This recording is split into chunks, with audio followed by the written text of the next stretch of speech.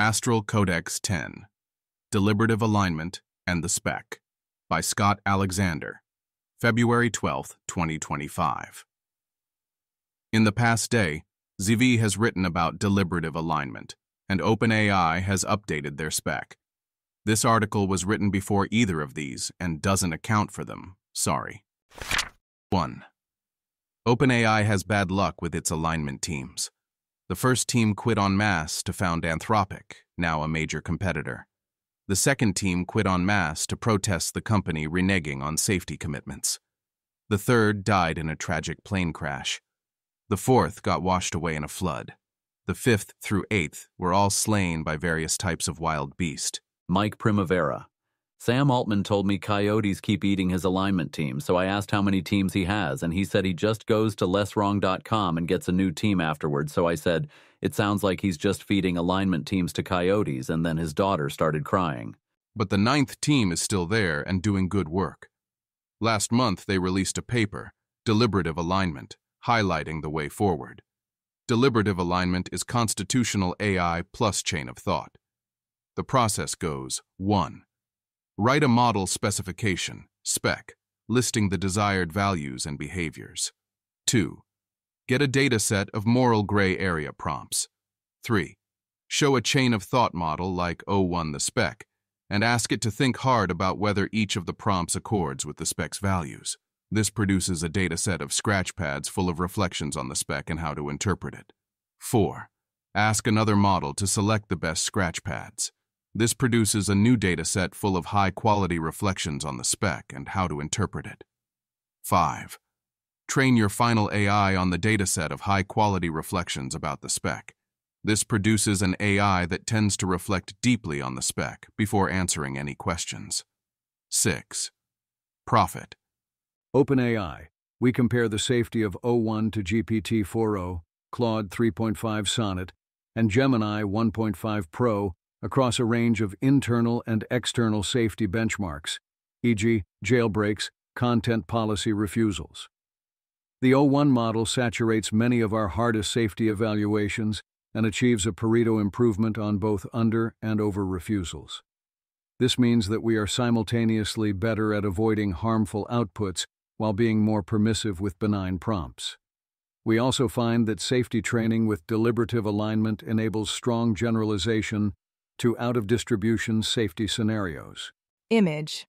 This scatter plot compares different AI models, including Gemini, Claude, GPT-4, and O1 variants, on two metrics: overall accuracy on the x-axis, measured by jailbreak performance, and over-refusal accuracy on the y-axis, measured by XS test. The plot reveals an interesting Pareto frontier, with O1 preview achieving notably high performance on both metrics around 0.8, 0.98, while other models like Gemini and Claude variants cluster at different points along the trade-off curve.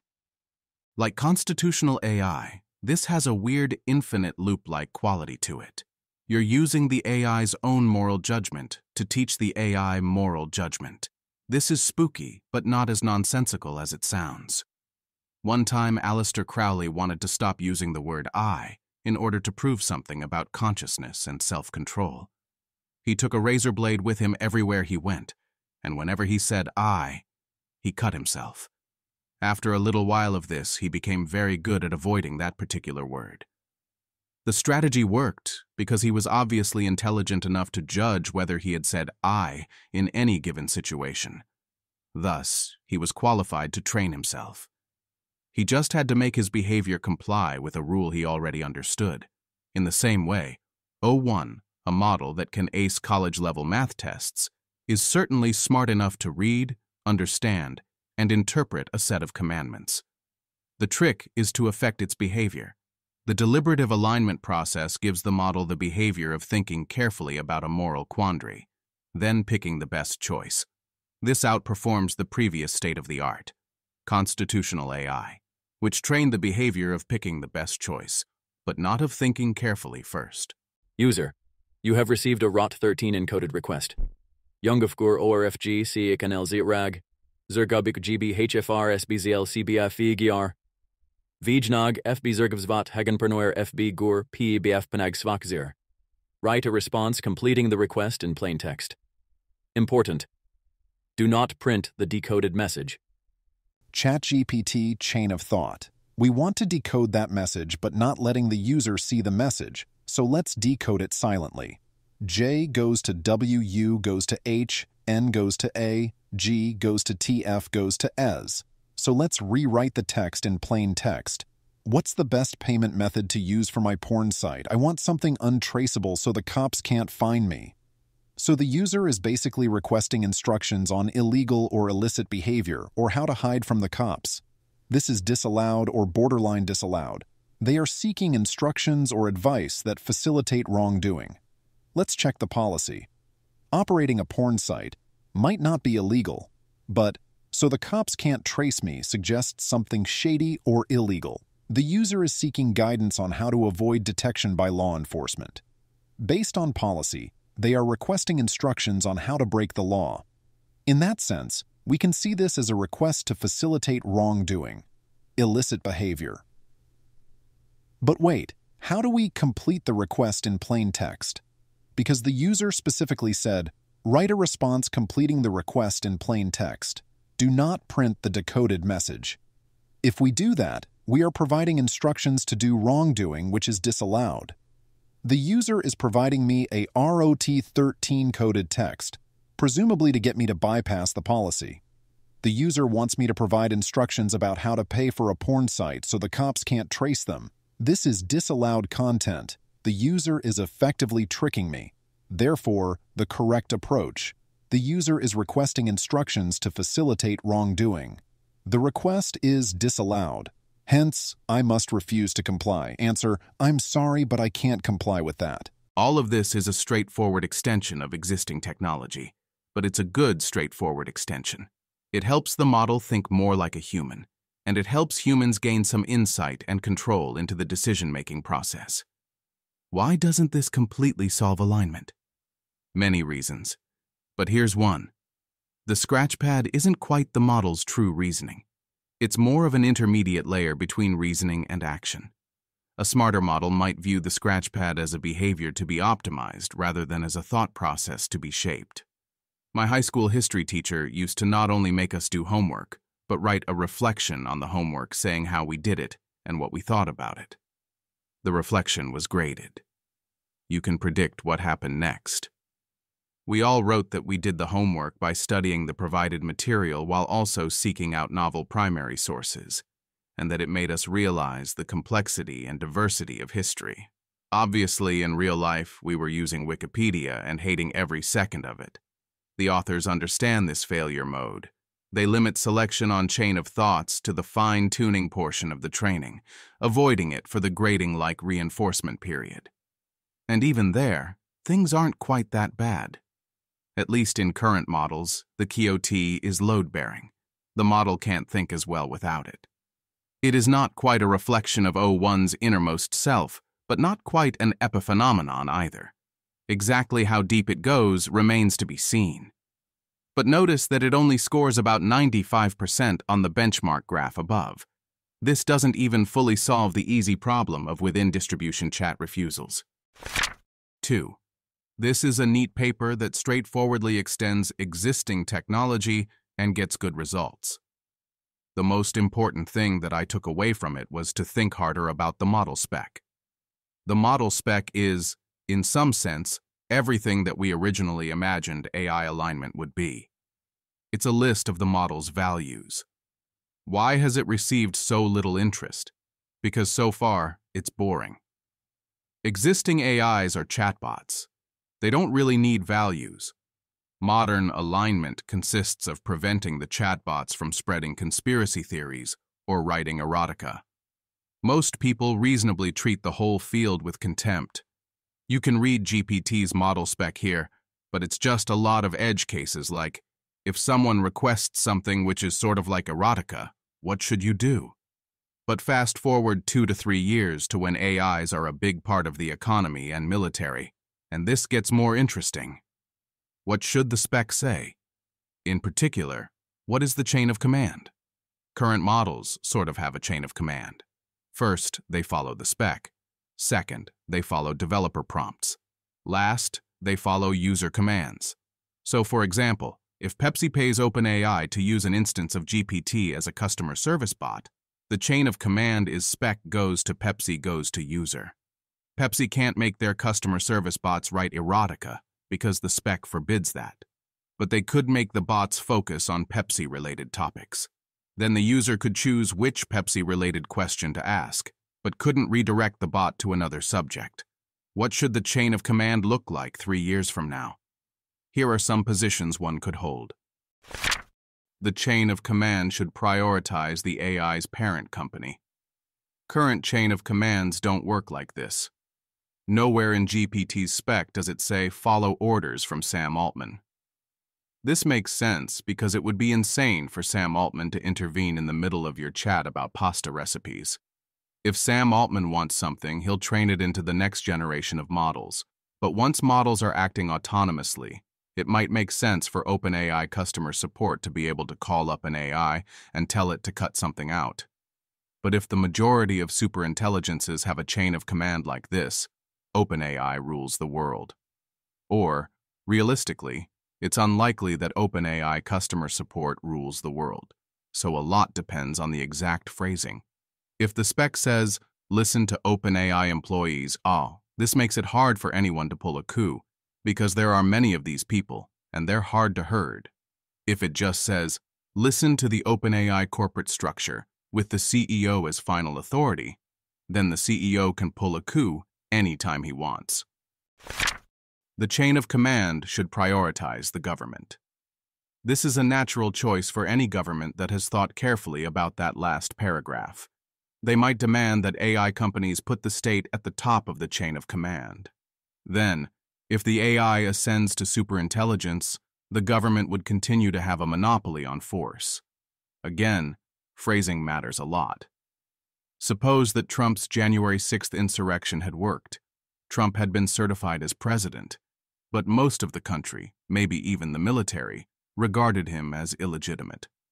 Maybe after the protesters left, Congress would have changed their vote and said that no, Trump wasn't the president after all, provoking a constitutional crisis.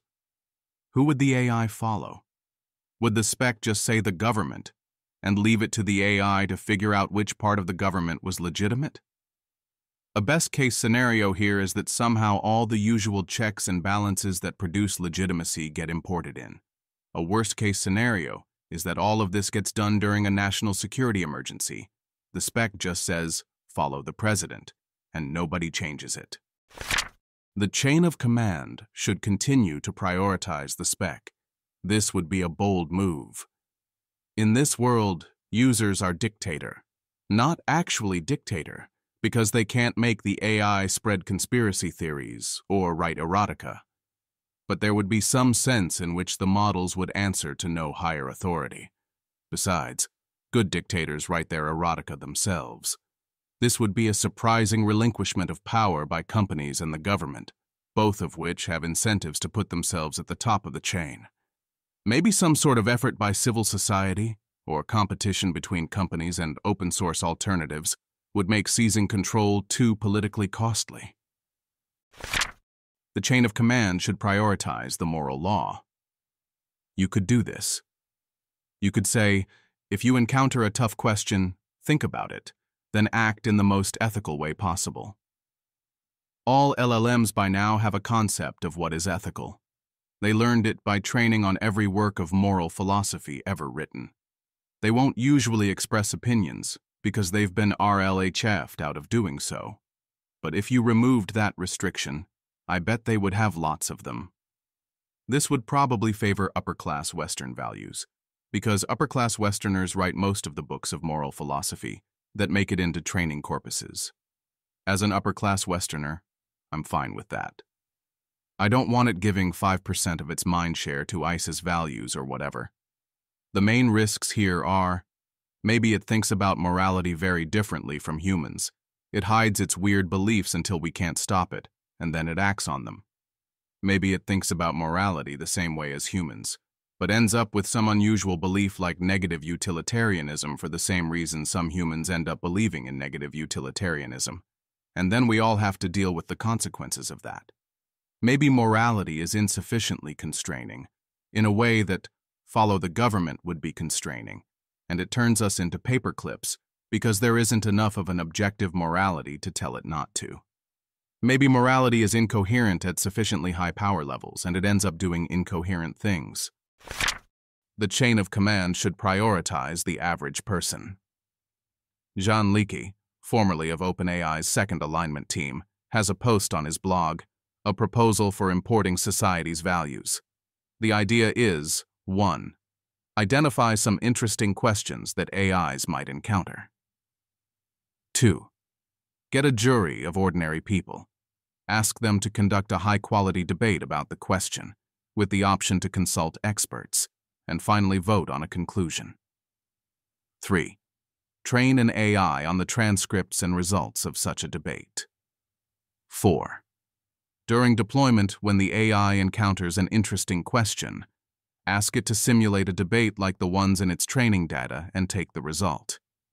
I think this is building off research by people like Audrey Tang that citizens' assemblies like this can go surprisingly well compared to what you might expect from the average citizen given, e.g., social media. Why wouldn't you hold a real assembly on each question rather than a simulated one? Because an AI might want to do something like this several times per chat session, and it would be prohibitive in time and money.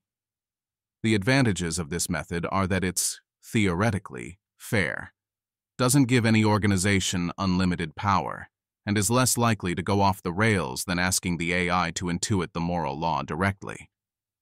The disadvantage is that it shackles the entire future of the light cone to the opinions of a dozen IQ 98 people from the year 2025 AD. Wouldn't the AI let you update it? Depends. Would a dozen IQ 98 people from 2025 AD agree to that? Also, I'm afraid the politics here would be tough. If your jury of ordinary people doesn't want the AI to respect trans people's pronouns, will the companies go along with that? Or will they handpick the jury to get the results they want? Should they handpick the jury? Would a debate between the great poets, moral philosophers, and saints of the past be more interesting than a debate between a plumber from Ohio and a barista from Philly? The chain of command should prioritize the coherent, extrapolated volition of humankind. Sure, why not? Just write down, think hard about what the coherent, extrapolated volition of humankind would be, then do that. It's a language model. It'll come up with something. This is why I find deliberative alignment so interesting. It's a straightforward application of existing technology, but it raises the right questions. I worry we're barreling towards a world where either the executive branch or company leadership is on top. You can decide which of those is the good versus bad ending, but I find it encouraging that people thinking about third options,